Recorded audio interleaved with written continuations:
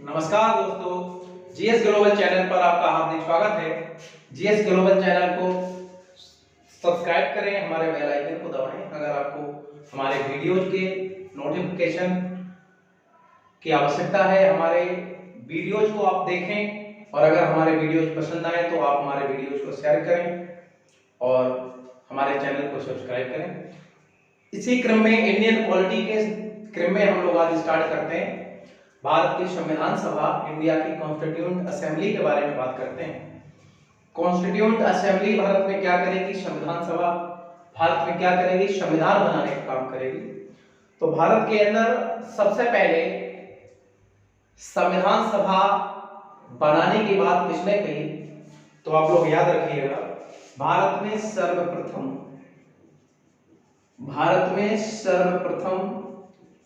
संविधान सभा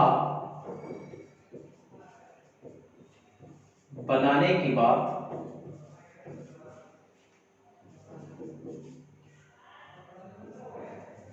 1895 के स्वराज विधेयक में की गई। भारत के लिए, भारत का संविधान बनाने के लिए एक संविधान सभा होगी। इसके बाद सबसे पहले 1895 ईस्वी में स्वराज विधेयक में, स्वराज बिल में किसके द्वारा की गई? तो आप लोग याद रखिएगा, बाल गंगाधर तिलक के द्वारा की गई। क्योंकि स्वराज विधेयक किसने बनाया? बाल गंगाधर तिलक के द्वारा बनाया गया। इसी क्रम में भारत के लिए एक संविधान सभा हो, इसका विचार गांधी जी ने कब दिया? भारत के लिए एक संविधान सभा हो, इसका विचार गांधी जी ने 1922 में दिया कि भारत के लिए, भारत का संविधान बनाने के लिए एक संविधान सभा गठित की जाए। याद रखिए, भारत के लिए एक संविधान सभा हो, इस बात को गांधी जी ने कब कहा? इस बात को गांधी जी ने कहा 1922 ईस्वी में कि भारत के लिए एक संविधान सभा हो जो भारत का संविधान बनाने की बात करे। इसी क्रम में 1924 में 1924 ईस्वी में भारत के लिए एक संविधान सभा हो, इस बात को स्वराज पार्टी के एक व्यक्ति जिनका नाम है पंडित मोतीलाल नेहरू, पंडित मोतीलाल नेहरू के द्वारा, पंडित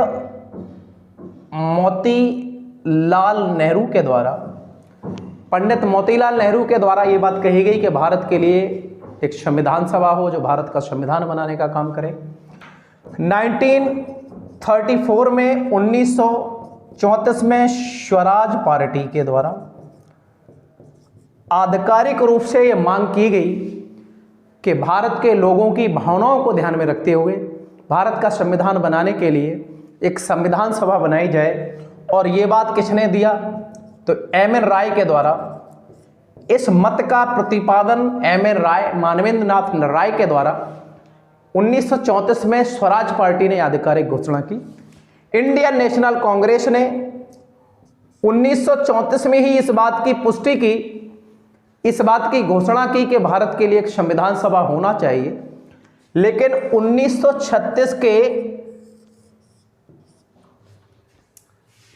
अधिवेशन में इंडियन नेशनल कांग्रेस ने भारत के लिए एक संविधान सभा होगी इस बात की पुष्टि की।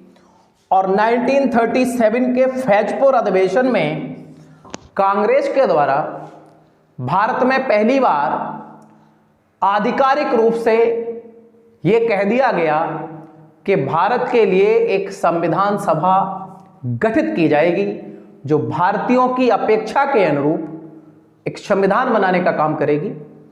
अंग्रेजों ने अभी तक इस बात को स्वीकार नहीं किया। बड़ा इंटरेस्टिंग पॉइंट यहां पर है, और इंटरेस्टिंग पॉइंट यह है कि अंग्रेजों के द्वारा इस बात को कब स्वीकार किया गया कि भारत के लिए एक संविधान सभा होगी। तो मेरे मित्रों, आप याद रखना, अंग्रेजों के द्वारा इस बात को सबसे पहले 1940 ईस्वी के अगस्त प्रस्ताव में 1940 के अगस्त प्रस्ताव में अंग्रेजों ने पहली बार स्वीकार किया कि द्वितीय विश्व युद्ध के बाद भारत के लिए एक संविधान सभा गठित की जाएगी, लेकिन उसकी कंडीशन क्या है? उसकी कंडीशन यह है कि वो गठित कब की जाएगी? वो सेकेंड वर्ल्ड वॉर के बाद की जाएगी। तो अगर आप लोगों से इधर क्वेश्चन पूछा जाए कि भारत के लिए एक संविधान सभा बनाई जाएगी, इस बात को अंग्रेजों ने कब स्वीकार किया?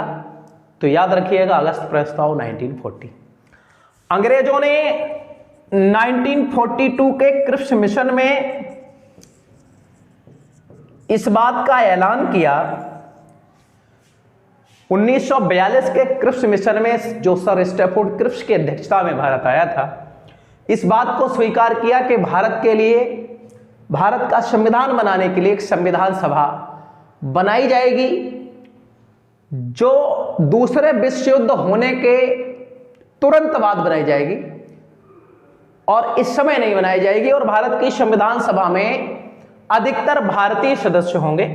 तो 1942 में अंग्रेजों के द्वारा भारत की संविधान सभा बनाने की बात दूसरी बार स्वीकार की गई। भारतीयों को यह बात मंजूर नहीं थी। भारतीयों को मंजूर क्यों नहीं थी?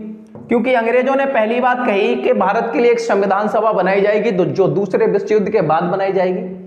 भारतीय लोग चाहते थे कि भारत के लिए संविधान सभा इसी समय बनाई जाए, क्योंकि दूसरे विश्व युद्ध का परिणाम क्या होगा और उसके बाद संविधान सभा बनाई जाएगी कि नहीं बनाई जाएगी, इसके बारे में कोई गारंटी नहीं है। दूसरी बात यह है कि अंग्रेजों ने कहा कि भारत की संविधान सभा में अधिकतर भारतीय होंगे, यानी कि इसमें अंग्रेज भी शामिल होंगे। इस बात को भी इंडियन स्वीकार नहीं कर रहे थे। भारतीय कह रहे थे कि भारत का संविधान बनाया जा रहा है, तो भारत की संविधान सभा में सभी भारतीय सदस्य हों, इसमें अंग्रेज सदस्य ना हो। तो इस बात को लेकर के सहमति नहीं बनी। गांधी जी ने क्रिप्स मिशन को पोस्ट डेटेड चेक कह दिया, उत्तर दिनांक के चेक कह दिया। पंडित जवाहरलाल नेहरू ने उसका सपोर्ट किया। इसके अलावा आप लोग जानते होंगे पंडित गोविंद वल्लभ पंत के बारे में। पंडित गोविंद वल्लभ पंत जो उत्तर प्रदेश के पहले सीएम बने थे, इन्होंने इसको अगस्त प्रस्ताव का सेकंड वर्जन कह दिया कि क्रिप्स मिशन भारतीयों की भावनाओं को संतुष्ट करने में असफल रहा और असफल रहने के बाद क्रिप्स मिशन की सारी सिफारिशों को इग्नोर कर दिया गया। इसके बाद हम लोग बात करते हैं next cabinet mission plan. Cabinet mission plan, cabinet mission plan 1946। तो cabinet mission plan, cabinet mission plan 1946, cabinet mission plan 1946।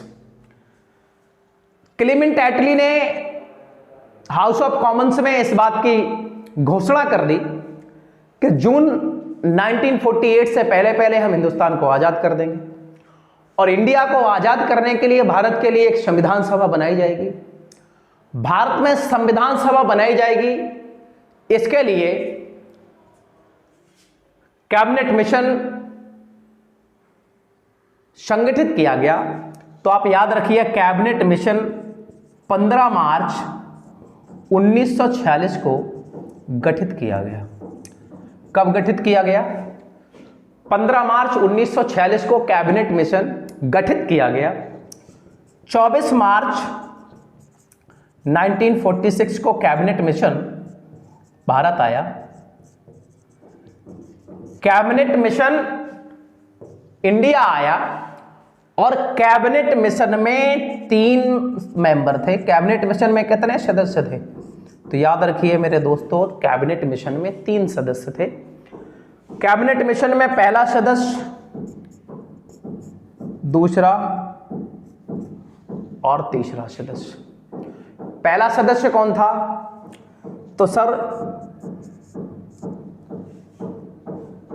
Lord Pethick Lawrence. Lord Pethick Lawrence, Lord Pethick Lawrence.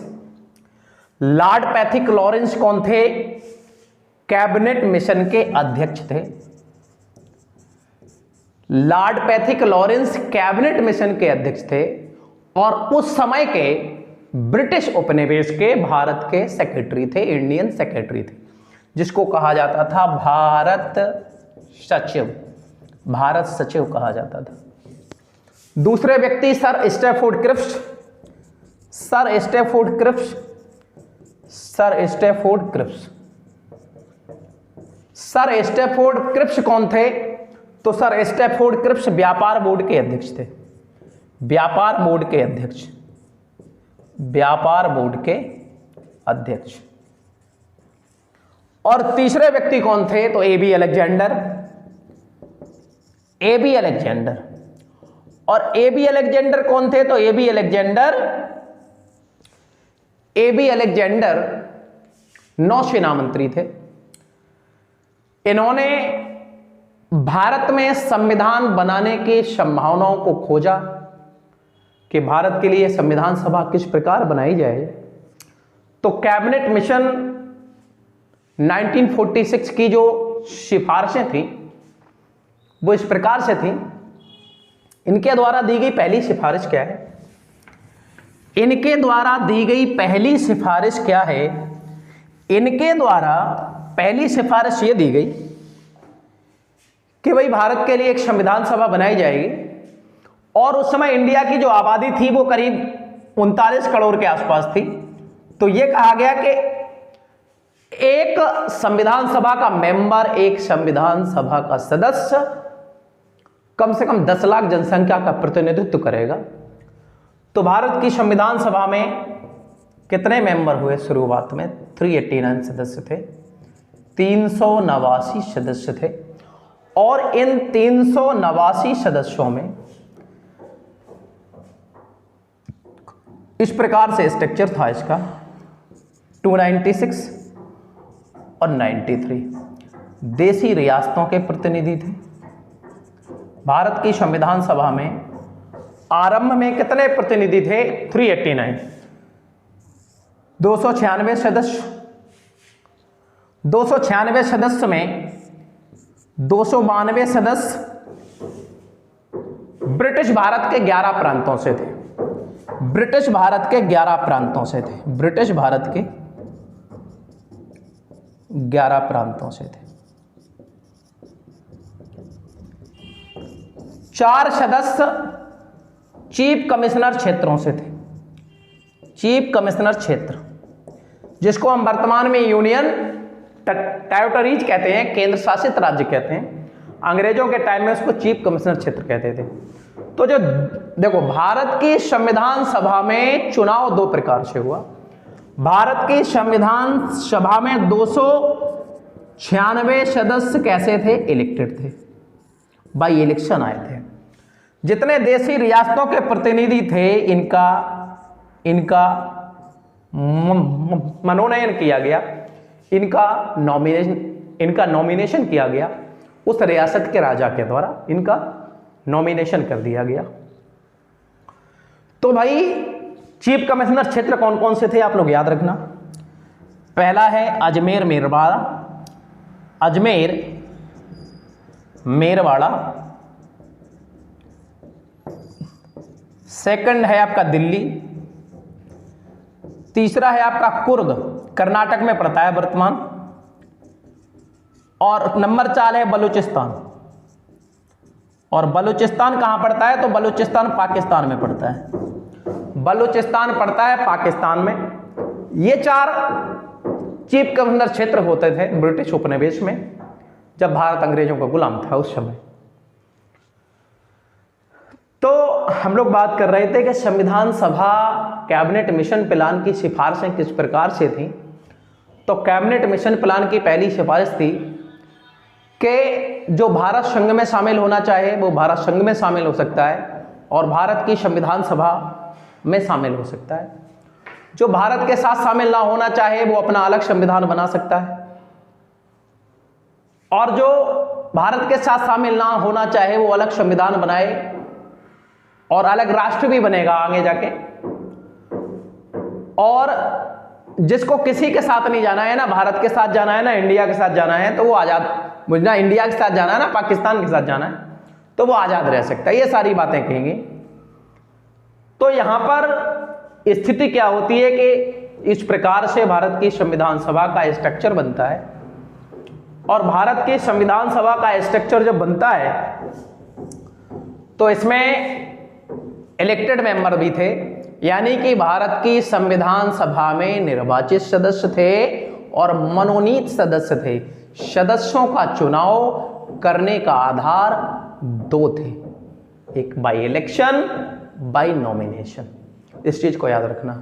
Bharat की संविधान सभा में कितनी महिलाएं थीं? तो भारत की संविधान सभा में 15 महिलाएं थीं। भारत की संविधान सभा में 15 महिला सदस्य थीं। सबसे ज्यादा महिलाएं कहां से थीं? तो याद रखना, सबसे ज्यादा महिलाएं उत्तर प्रदेश से थीं, 5 महिलाएं, है ना। एकमात्र महिला सदस्य थीं, उनको याद रखना, उनका नाम पूछ दिया जाता है, बेगम अयाज रसूल। बेगम अयाज रसूल भारत की संविधान सभा में एकमात्र मुस्लिम महिला जिनका नाम है बेगम अयाज रसूल। भारत की संविधान सभा में कितने एससी के सदस्य थे? तो 26 थे। एसटी के सदस्य कितने थे? तो 33 थे। ये सारे पॉइंट आप लोग याद रखिएगा, है ना। भारत की संविधान सभा में 15 महिला सदस्य थीं। सबसे ज्यादा सदस्य महिला यूपी से थीं। बेगम अयाज रसूल भारत की संविधान सभा में एकमात्र महिला सदस्य थीं। एससी कम्युनिटी से 26 लोग थे और एसटी कम्युनिटी से 33 लोग थे। इस चीज को आप लोग याद रखिएगा। अब ये सारी चीजें हो जाती हैं। जब ये सारी चीजें हो जाती हैं तो फिर संविधान सभा की बैठकें होती हैं। और संविधान सभा, भारत का संविधान बनाने के लिए संविधान सभा की कितनी बैठकें होती हैं? तो आप लोग याद रखिएगा, संविधान सभा की 12 बैठकें आयोजित होती हैं।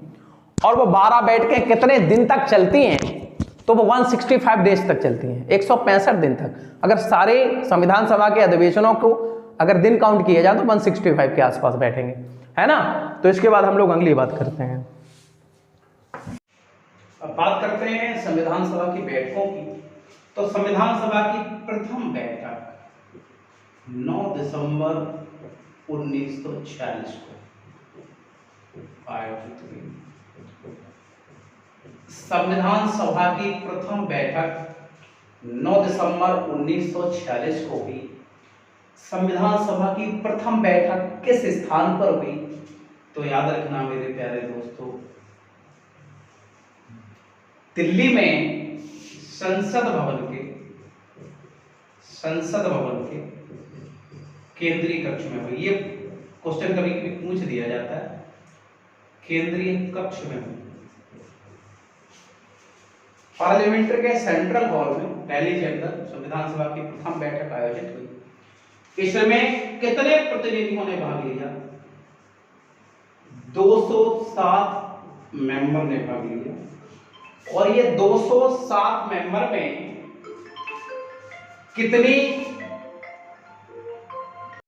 कितनी महिलाएं थी? तो 9 महिला सदस्य थी।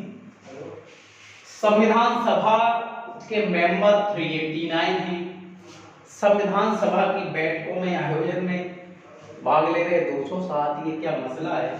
तो मसला ये है कि मुस्लिम लीग के प्रतिनिधियों ने इसमें भाग नहीं लिया। देशी रियासतों के प्रतिनिधि, देशी रियासतों ने अभी तक ये तय नहीं किया था कि हमें पाकिस्तान के साथ जाना है या भारत के संघ में शामिल होना है या अपना अलग संविधान बनाना है, अलग संविधान सभा उसके लिए बना। 207 प्रतिनिधि शामिल हुए, 9 महिलाएं शामिल हुई। संविधान सभा की प्रथम बैठक, संविधान सभा के उद्घाटन अधिवेशन की अध्यक्षता डॉक्टर सच्चिदानंद सिन्हा के द्वारा की गई। डॉक्टर सच्चिदानंद सिन्हा। आप लोगों से कभी क्वेश्चन पूछा जाए कि डॉक्टर सच्चिदानंद सिन्हा को ही आखिर प्रथम अधिवेशन में अध्यक्ष क्यों बनाया गया? तो डॉक्टर सच्चिदानंद सिन्हा सबसे वरिष्ठ सदस्य थे और सबसे वरिष्ठ सदस्य होने के नाते डॉक्टर सच्चिदानंद सिन्हा को संविधान सभा का उद्घाटन अधिवेशन, प्रथम अधिवेशन का अध्यक्ष बनाया गया। संविधान सभा का दूसरा अधिवेशन 11 दिसंबर 1946 को होता है। संविधान सभा का दूसरा अधिवेशन, संविधान सभा का दूसरा अधिवेशन 11 दिसंबर 1946 को संसद भवन के केंद्रीय कक्ष में ही आयोजित होता है। और इस अधिवेशन में डॉक्टर सच्चिदानंद सिन्हा नहीं, डॉक्टर राजेंद्र प्रसाद। कौन? डॉक्टर राजेंद्र प्रसाद हमारे कॉन्स्टिट्यूएंट असेंबली के परमानेंट प्रेसिडेंट बना दिए गए। डॉक्टर राजेंद्र प्रसाद को संविधान सभा का स्थायी अध्यक्ष बना दिया गया।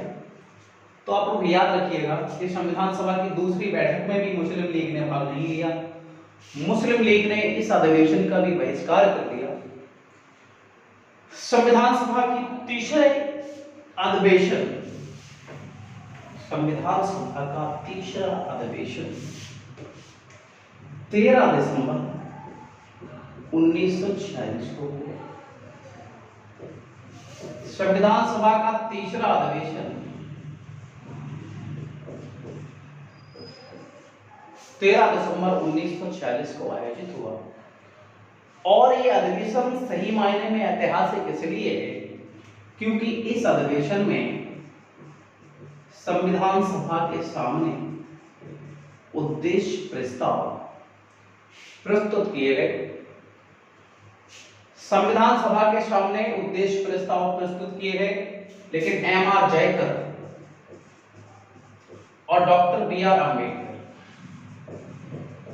एम.आर. जयकर और डॉक्टर बी.आर. अम्बेडकर के कहने पर कि जब तक मुस्लिम लीग संविधान सभा के अधिवेशन में शामिल नहीं हो जाती है, हमें उद्देश्य प्रस्ताव स्वीकार नहीं करने चाहिए।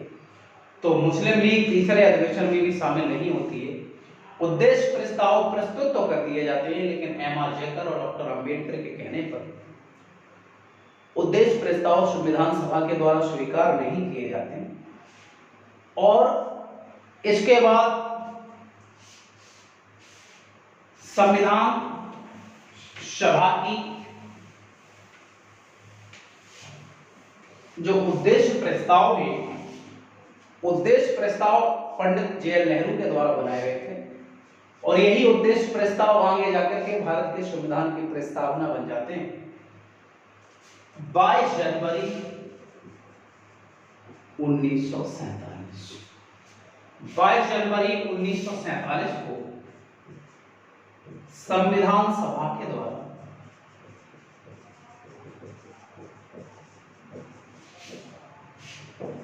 ऐतिहासिक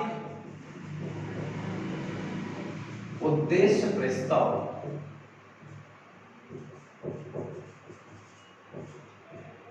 स्वीकार किए गए।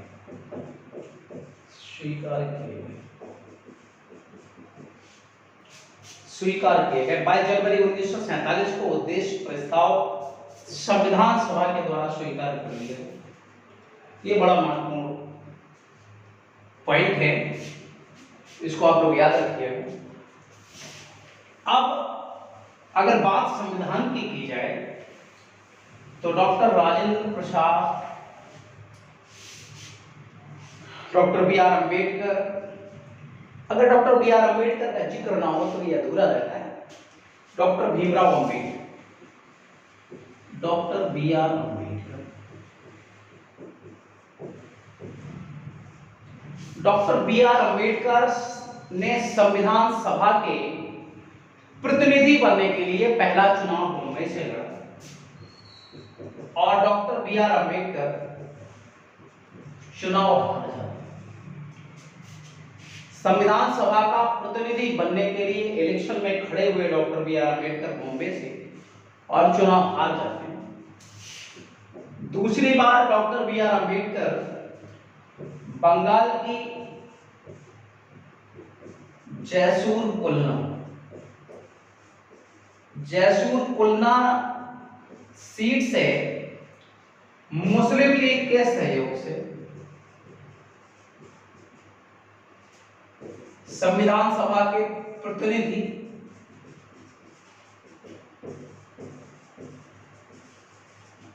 चुने जाते हैं। संविधान सभा के प्रतिनिधि के रूप में पहली बार डॉक्टर बी.आर. अम्बेडकर बंगाल की जैसूर कुलना से मुस्लिम लीग के सहायता से संविधान सभा के प्रतिनिधि चुने गए भारत का विभाजन हो गया और विभाजन होने के पश्चात जैसुर कुल्ला उस समय के पूर्वी पाकिस्तान में चला गया। परिणाम स्वरूप डॉक्टर भीमराव अंबेडकर का जो संविधान सभा का क्षेत्र था वो पाकिस्तान में चला गया, वो पाकिस्तान में चला गया। इधर भारत के संविधान का प्रारूप बन रहा है। भारत के संविधान का प्रारूप किसके द्वारा बनाया गया मेरे मित्रों? तो याद रखना, भारत के संविधान का प्रारूप बी.एन. राव के द्वारा बनाया गया। बी.एन. राव। बी.एन. राव का पूरा नाम है बेनेगल नरसिंह राव। बेनेगल नरसिंह राव के द्वारा भारत के संविधान का प्रारूप बनाया गया। भारत में बी.एन. राव संवैधानिक सलाहकार थे, कॉन्स्टिट्यूशनल एडवाइजर थे। लेकिन याद रखिएगा, ये संविधान सभा के मेंबर में डॉक्टर बी.एन. राव संविधान सभा के सदस्य नहीं है।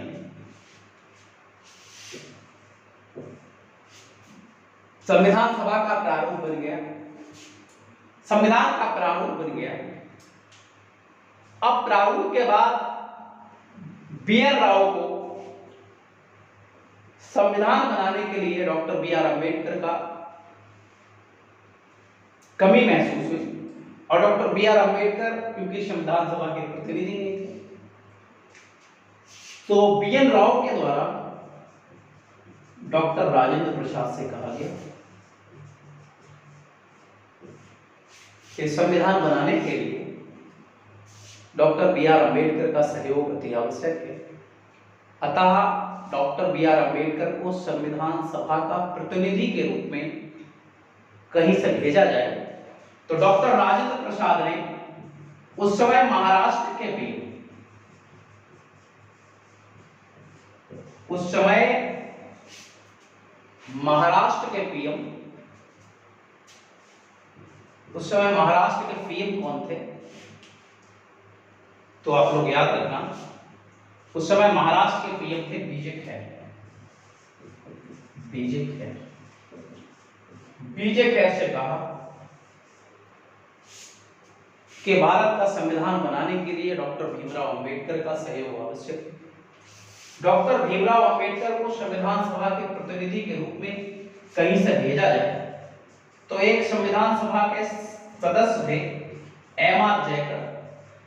एम.आर. जयकर त्यागपत्र देते हैं और एम.आर. जयकर पुणे सीट से, संविधान सभा के मेंबर थे, पुणे सीट से त्यागपत्र देते हैं और एम.आर. जयकर के स्थान पर doctor Rajendra Prasad, doctor B R. Ambedkar संविधान सभा के प्रतिनिधि के रूप में चुने जाते हैं और इसके बाद वो भारत का संविधान का प्रारूप पर विचार विमर्श करते हैं। तो याद रखिएगा, भारत के संविधान के प्रारूप पर कितने दिन तक बहस चली? तो मेरे मित्रों, भारत के संविधान के प्रारूप पर 114 दिनों तक बहस चली। भारत के संविधान के प्रारूप पर 114 दिन तक बहस चली और भारत के संविधान का प्रारूप बनाया किसने है? तो बी.एन. राव ने बनाया है। भारत के संविधान के प्रारूप पर विचार विमर्श करने के लिए एक समिति बनाई जाती है। 29 अगस्त 1947 के दिन एक समिति बनाई जाती है जिस समिति का नाम है प्रारूप समिति। इसको पांडुलेखन समिति भी कहा जाता है। इसी समिति का एक और नाम है ड्राफ्टिंग कमेटी। ड्राफ्टिंग कमेटी 29 अगस्त 1947 को प्रारूप समिति, पांडुलेखन समिति या ड्राफ्टिंग कमेटी गठित की जाती है और इस कमेटी के अध्यक्ष कौन है? तो इसके अध्यक्ष हैं बी.आर. अम्बेडकर। इस समिति के अध्यक्ष हैं B.R. अम्बेडकर, डॉक्टर भीमराव अम्बेडकर। इसमें डॉक्टर अम्बेडकर सहित 7 सदस्य थे। डॉक्टर अम्बेडकर सहित कितने सदस्य थे? 7 थे। तो पहला सदस्य डॉक्टर भीमराव अम्बेडकर, दूसरा एन गोपाल स्वामी अयंगर,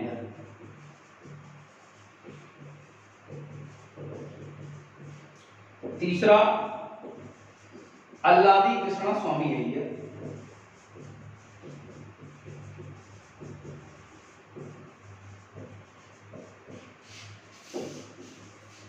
अगला कन्हैयालाल माणिकलाल मुंशी, कन्हैयालाल माणिकलाल मुंशी।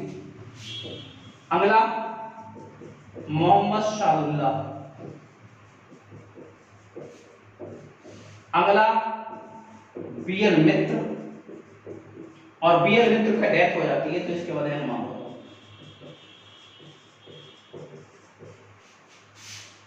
Number 7 DP. खैतान, और डी.पी. खैतान के बाद इनके साथ कोई ट्रेजेडी होती है और इनके स्थान पर बनाए जाते हैं टी.टी. कृष्णाचार्य। टी.टी. कृष्णाचार्य। तो भारत के संविधान के प्रारूप पर कितने दिन बहस चली? 114 दिन तक बहस चली। भारत के संविधान के प्रारूप पर विचार विमर्श करने के लिए एक समिति बनाई गई जिसका नाम है प्रारूप समिति। प्रारूप समिति 29 अगस्त 1947 को बनाई गई डॉक्टर भीमराव अम्बेडकर के अध्यक्षता में। प्रारूप समिति के द्वारा अपनी रिपोर्ट कब दी गई? तो याद रखना 21 फरवरी 1948। 21 फरवरी 1948 को प्रारूप समिति के द्वारा अपनी रिपोर्ट प्रकाशित की गई, अपनी रिपोर्ट जारी की।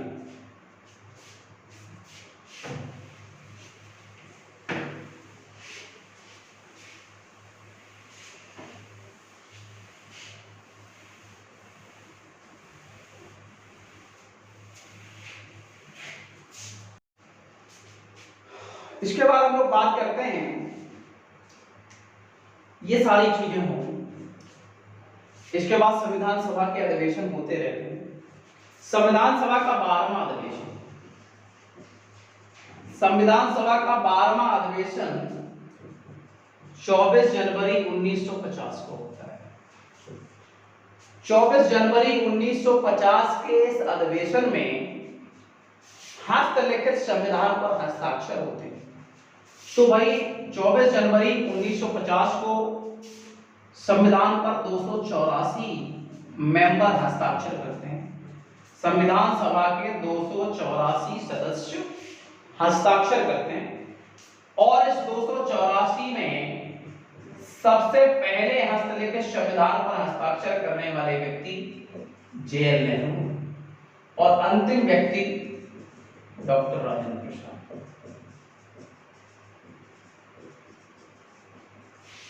इसी दिन डॉक्टर राजेंद्र प्रसाद भारत के राष्ट्रपति बनते हैं।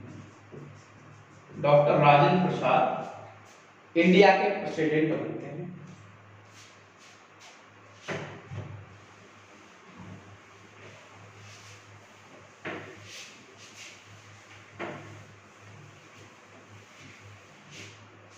भारत का संविधान सभा, याद रखना मेरे दोस्तों, भारत में संविधान सभा के कार्य, भारत में संविधान सभा के 2 कार्य थे। पहला कार्य था संविधान का निर्माण करना। संविधान सभा का पहला काम था संविधान बनाना, और जब संविधान सभा संविधान बनाने का काम करती थी तो उसकी अध्यक्षता डॉक्टर राजेंद्र प्रसाद करते थे। और संविधान सभा का दूसरा काम था संसद के रूप में कार्य करना, और जब संसद के रूप में कार्य करती थी तो संविधान सभा की बैठकों की अध्यक्षता गणेश वासुदेव मावलंकर, जीवी मावलंकर करते थे। तो संविधान सभा के 2 कार्य थे। भारत में संविधान सभा अप्रत्यक्ष निर्वाचन का परिणाम थी। अप्रत्यक्ष निर्वाचन का परिणाम, कैसे निर्वाचन का परिणाम थी? अप्रत्यक्ष निर्वाचन का परिणाम थी। भारत की संविधान सभा बहुदलीय निकाय थी, ये भी बात याद रखिएगा, बहुदलीय निकाय थी। बहुत सारी पार्टियां थी, इंडियन नेशनल कांग्रेस हो गया, मुस्लिम लीग हो गया वगैरह वगैरह, और भी भारतीय कम्युनिस्ट पार्टी वगैरह, बहुत सारी पार्टियां इसमें थी। तो आप लोग याद रखना कि बहुदलीय निकाय थी, अप्रत्यक्ष निर्वाचन का परिणाम थी, क्योंकि संविधान सभा के सदस्यों का चुनाव, संविधान सभा के मेंबर का चुनाव प्रांतीय विधानसभाओं के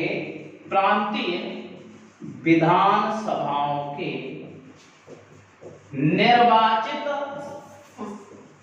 सदस्यों के द्वारा किया गया, निर्वाचित सदस्यों के द्वारा, प्रांतीय विधानसभाओं के इलेक्टेड मेंबर के द्वारा किया गया था। इसके बाद हम लोग बात करते हैं नेक्स्ट, अगली बात करते हैं, और अगली बात करते हैं इसके बारे में कि भारत की संविधान सभा को हिंदुओं की संस्था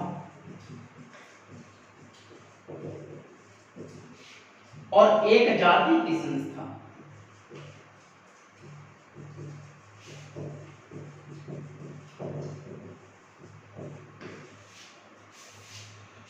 हिंदुओं की संस्था किसने कहा? Lord Simon. लॉर्ड साइमन के द्वारा भारत की संविधान सभा को हिंदुओं की संस्था कहा गया, और एक ही जाति की संस्था कहने वाले व्यक्ति का नाम है विंस्टन चर्चिल। विंस्टन चर्चिल, ये दोनों पॉइंट याद रखें। भारत के संविधान, भारत का संविधान 26 नवंबर 1949 को अधिनियमित, अंगीकृत और आत्मार्पित किया गया। इस दिन भारत के संविधान के 16 अनुच्छेद लागू कर दिए गए। 16 अनुच्छेद लागू कर दिए गए, याद रखिएगा मेरे दोस्तों, 16 आर्टिकल इस दिन लागू कर दिए गए। भारत के संविधान के 3 वाचन हुए। पहला वाचन 4 नवंबर 1948 से 9 नवंबर 1948 के मध्य हुआ। भारत की संविधान का दूसरा वाचन 17, दूसरा वाचन स्टार्ट होता है 15 नवंबर 1948 से 17 अक्टूबर 1949 तक। तीसरा वाचन 14 नवंबर 1949 से 26 नवंबर 1949 तक होता है। दूसरी बार भारत के संविधान को खंडवार पढ़ा गया। 26 नवंबर 1949 के दिन भारत का संविधान आंशिक रूप से लागू कर दिया गया। पाकिस्तान के लिए पृथक संविधान सभा कब बनाई गई? तो याद रखना 26 जुलाई 1947 को। पाकिस्तान की संविधान सभा में कितने सदस्य थे मेरे दोस्तों? तो 90 सदस्य थे। देश का विभाजन के पश्चात संविधान सभा का पुनर्गठन 13 अक्टूबर 1947 को हुआ। परिणाम स्वरूप भारत की संविधान सभा में 299 मेंबर बचे, जिसमें 229 मेंबर स्टेट और यूटीज से आए, यानी राज्यों और केंद्र शासित प्रदेशों से, और 70 देशी रियासतों से आए। तो ये वाला पॉइंट भी आप याद रखिएगा। इस प्रकार से भारत की संविधान सभा के कुल 12 अधिवेशन होते हैं। भारत के संविधान को बनाने में 2 वर्ष 11 माह और 18 दिन का समय लगा। ये वाला पॉइंट भी आपको याद रखिए। भारत के संविधान को बनाने के लिए संविधान सभा के 12 अधिवेशन हुए। इस प्रकार से ये सारे पॉइंट संविधान सभा से, कॉन्स्टिट्यूएंट असेंबली से लगभग पूर्ण होते हैं। और इसी क्रम में हम भारत के संविधान की प्रस्तावना, हमारे द्वारा जो संविधान पढ़ाया जा रहा है, ये UPSI, UPP constable STET, SSC railway और जितने भी एक दिवसीय प्रतियोगी परीक्षाएं हैं उन सब के लिए बड़ा महत्वपूर्ण है। इसके बाद हम आप लोगों को जैसे ही टॉपिक खत्म होगा उसके ऑब्जेक्टिव क्वेश्चंस, बहुत सारे ऑब्जेक्टिव क्वेश्चन आप लोगों के साथ शेयर करेंगे, आप लोगों के साथ लाएंगे। इंडियन पॉलिटी के क्रम में अगला लेक्चर हमारा इंडियन